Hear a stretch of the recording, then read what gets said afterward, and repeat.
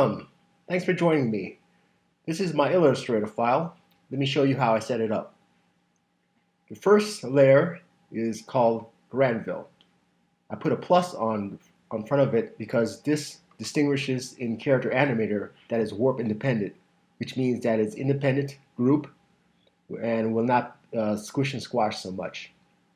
Same thing with the next group, which is the right profile group and the frontal group. Right now you're seeing everything all at once. Let me put it into outline view so you can see everything. And then put it back into the preview view. Okay? So first what we want to do is I'm going to show you the frontal view. And by doing that, I'm going to lock the right profile view and hide the right view. We're just going to see the frontal view right now. So the frontal view is broken down into the head is broken down in two parts. Let me show you that right here. Okay. Okay, the front view has two parts, the head and the body. I'm just going to take out the head, so, and then take out the body. So there you go. And the head is separated into two groups also, called the frontal, and the right profile. So when he turns to the frontal view, he'll look like this. Then when he turns to the right, he'll look like that. Okay? And this is where you draw it, but you set up the movements and such in Character Animator. So the other thing I want to show you is that in the in the body, scroll up here. I have groups that make the left arm, right leg, left leg, and right arm. And you need to put a plus on the left arm, right leg, left leg, and right arm. Put a plus on there, which means that it's, once again, warp independent. And I've already explained that at the beginning. So in the, let's do the right arm, which is this. This is the right side. It's complete opposite of your real world. The right arm, I've separated into another group called right arm movements. And inside this group, I have the right arm as a default right here, which is going to look like its default. And then I'm going to have the right arm move up, which you'll go like that. Then I'll have the right arm to give a thumbs up. And then I'm going to have the right arm animate a punch.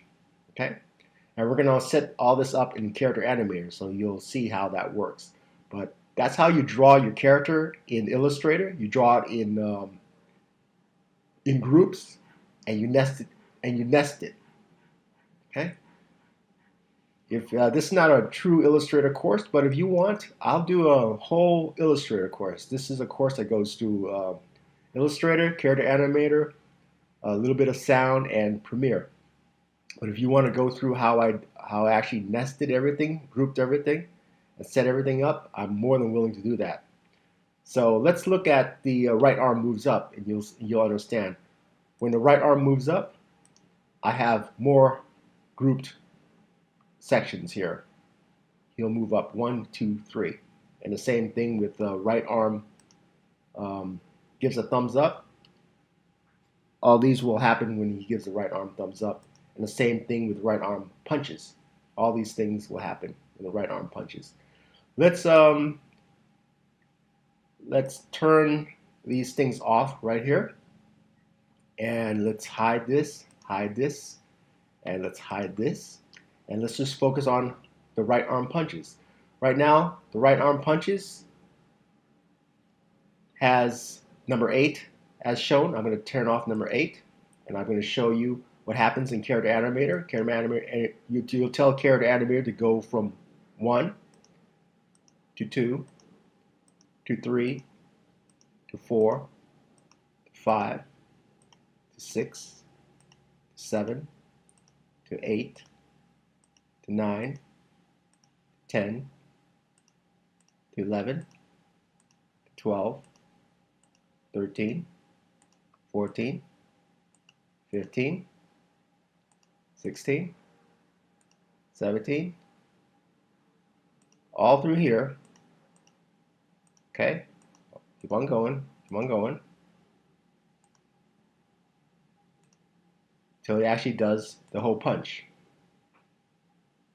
Okay, so we're here.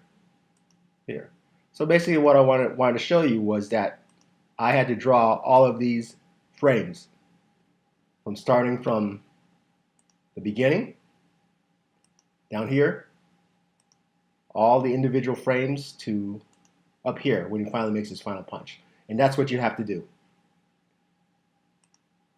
for this type of animation, which is keyframing animation. All right, so that's my figure. I'm going to import this character into Character Animator, and that'll be in the next video. Now in Character Animator, first thing you want to do is you want to import your puppet. So go File, Import. Okay, here it is right here. Import it. Okay, takes a while.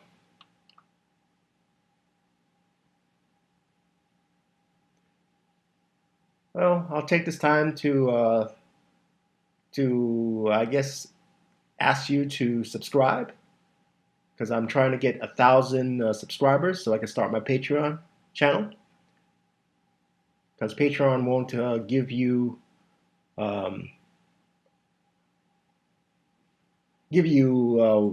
I guess a subscription to their channel unless you have 1,000 followers. That's what I read. Also, YouTube won't let you monetize if you don't have 1,000. Okay, here it is right here. Double click on it. Let's click on Rig. Okay, because Rig and Record are two separate places. Rig is where you set up your puppet. So double click on your file, and you have these behaviors. Okay, and you saw the same thing you saw in Adobe Illustrator. Okay, first thing what we want to do is we want to make this move across the screen, make him walk across the screen. So we click on the top puppet, and we go to Behaviors, and we go to Walk Cycle.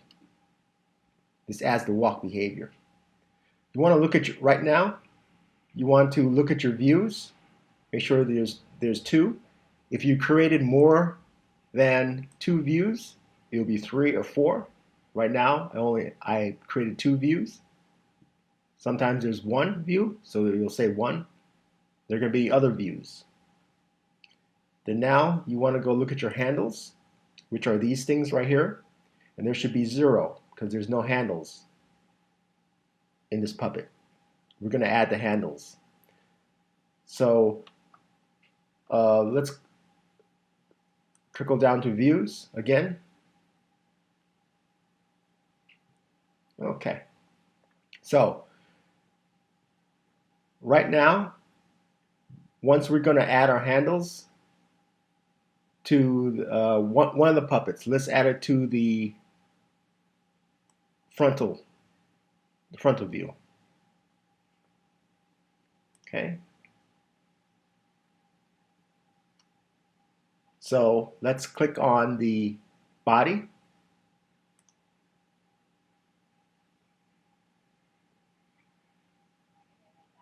And click on the handle tool.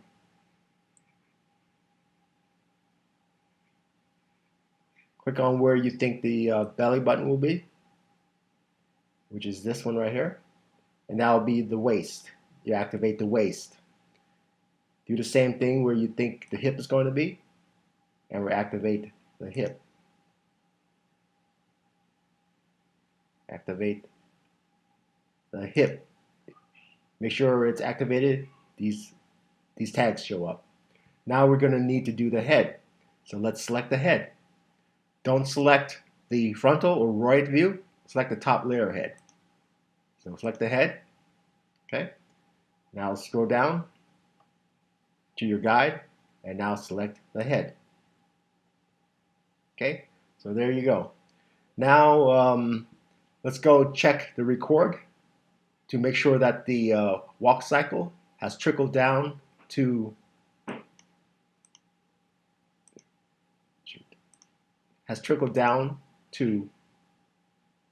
right to the frontal.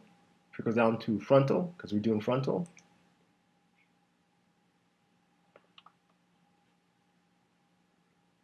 So what you want to do now is you want to click on your puppet and say add to new scene. You only have to do that once for each puppet if you want to add to that new scene.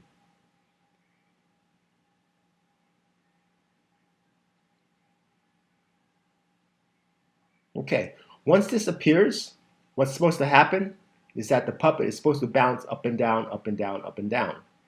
If the puppet doesn't bounce up and down, you've done something wrong and you have to go back to the rig and figure out your handles, figure out why it did not bounce up and down.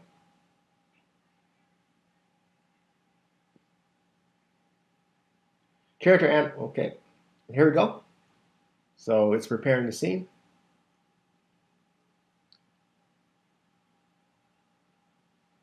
While it's doing that, this is your timeline here, and this is where you make your animations. You record your animations here. You go forward, and the next frame, reverse next frame. I'm sorry, and you press record, and you do your animation. Over here is where your microphone is. You can set up your camera. You can turn on your camera, and you turn on your mic here, plus here, plus here. And remember what I said, the record has different options that you can set for your walk and other behaviors. So as you see, it's not bouncing up and down, up and down. We have to go back and figure out what is the problem.